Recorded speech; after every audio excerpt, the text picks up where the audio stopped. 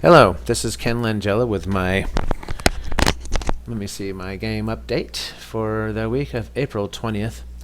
Let me see, I have several things to cover this update, so I guess I better get right to it. As a matter of fact, I just screwed up trying to do a video before this and didn't realize that I just did not have, I was way over time. So let's get through some of the basic stuff real quick. One of the first things you'll notice, and I'll cover this quickly, is Saber now has a weapon. And so what I did here was I took a weapon mount like this. I made it, of course. This is just an empty game object. I reset the transform, and then what I did is I parented it to her hand, which her hand is here. Okay. Then I took a sword, put it in, same type of thing, zeroed it out, and then I parented it to this weapon mount. Okay. When I did that, the sword and the weapon mount were on different planes, so all I had to do was adjust the weapon mount, and then it was fine. This, I've noticed, is going to work for every weapon I have in the future. I could take an axe, for instance, and I could parent it to the same line, and I could continue on downwards to where she has every type of weapon that I've got assigned. Okay, so it's going to be really cool. All right, so anyways, let's move on from that. Let me see. I'm going to show you the textures from close-up and in-game and then from above, because this is some neat stuff going on here. Here are the new textures. What these are called is these are normal map textures. Okay, if you look at the ground, you've got that real heavy... Here, let me turn her off for a second. We'll just go right into it. If you look at the ground, what you've got is you've got kind of a bumpy texture underneath the rock. Okay, so what that does is that gives you... it's called normal mapping, but it gives you that more realistic feeling. And I've added these normal map textures to everything in my game. So I'll show you how they work. Like, for instance, how they work here in the leaf grassy area. You see how it gives it kind of that papery, leafy look. And then out here, where you see it on the ground, on the road, it gives it that textured sort of, covered look. Hold on, I'm going to turn her run up. We're not going to be able to get anywhere at this speed. Let's see here. Let's go to, let's make it a nice even 10 spot. All right, so, all right, this is better. So let's run up here, and as you see with the weapon, that is her run with weapon animation. I maybe have to tweak that. I'm not sure. But I wanted to show you the textures here on the cliffs as well. These normal map textures on this rock is just beautiful stuff. When I realized that these normal maps could be attached to every texture in-game, I got very excited. Only like a crazy fool developer would get excited. But anyways, but as you see, they are everywhere. They are on the road.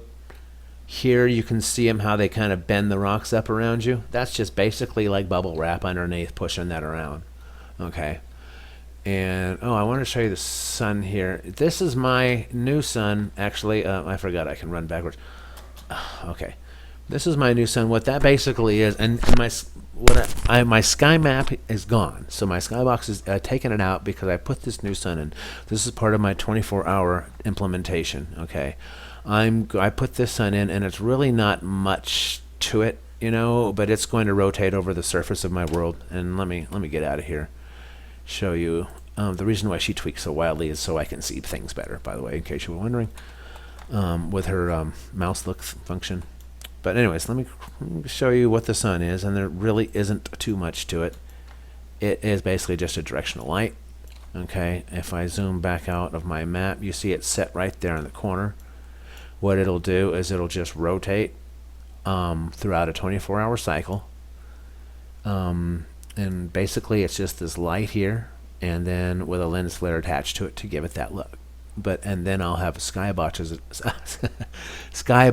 attached to it for the different times of day. Okay, but that script's not quite done. Just a quick. Okay, well, where the heck is that script is basically, here it is. And it's just a game time script, okay? And then I have to make a sun script also. And then this will rotate the sun, and then the sun script will basically, it'll cover the other skyboxes and rotate them through, okay? All right, let's go down to the last thing. Wait, I just wanted to show textures from on high, especially these beautiful hill and mountain textures. I mean, you gotta love that. Look at that.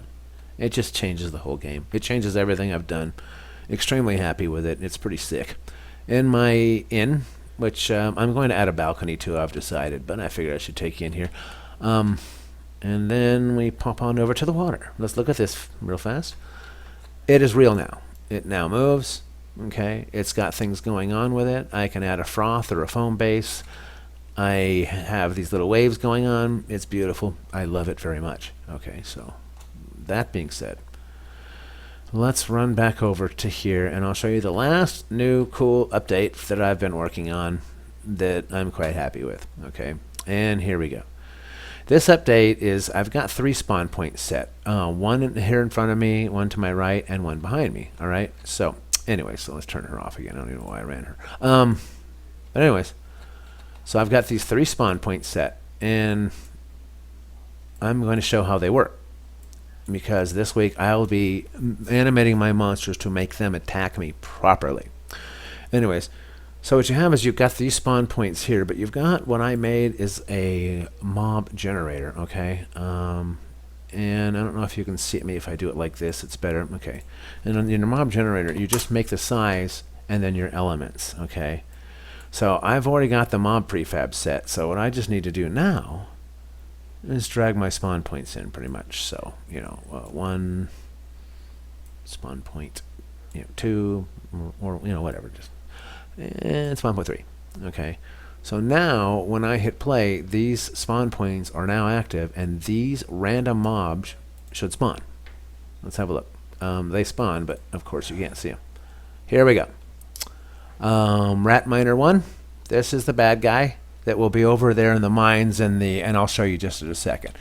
He is my first random spawn. Second one here is a good old zombie. You've seen him chasing me around for weeks now. Okay, so he's nothing new.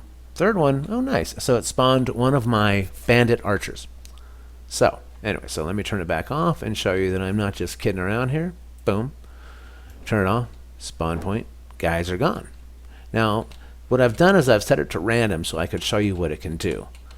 So let's turn it back on again, and in the random modifier, let's see what it spawns this time. See, this time it put a rat miner here, okay? And if you look at these rat miners, these guys are spectacular. I really love these as my mobs. And it put this rat miner here again, and then when they can look back here, and it spawned a zombie back here. So it's set to random right now, but I'll actually fine-tune that so, you know, so we can have the guys in their proper areas. And I'll give you a quick, for instance, real quick here. If you see this health bar up here, does work. That's mine.